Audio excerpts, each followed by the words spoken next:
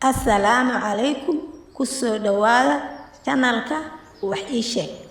Aan isku sheegno. Maanta waxaan baranaynaa xilliyada iyo bilahooda. Today, we will learn seasons and their months. Gu Spring, waa xilli roobaadka ugu muhiimsan ee dalkeenu roobka ka da'o. Bilaha xilligan waa Maarso, Abriil iyo Maajo. this is the most important season with the most rainfall. These months are March, April, and May.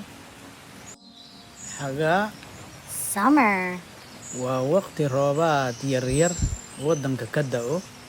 Bilaha xilligan waa Juunyo, Luulyo iyo Agoosto.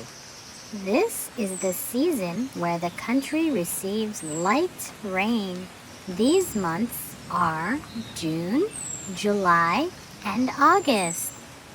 Dayr Autumn, waa xilli kale oo roob badan ka da'o waddanka.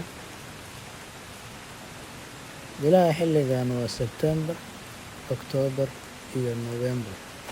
this season also has much rainfall.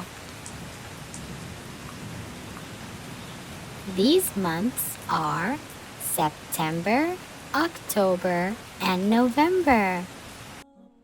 Jilaal ama diraac Winter, waa xilli kulul uguna qaleylka badan. Bilaha waa December, Janaayo iyo Febraayo. this is the hot season and the most dry. These months are December, January, and February.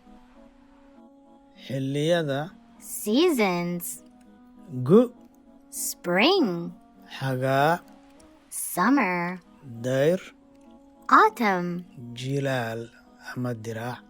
winter.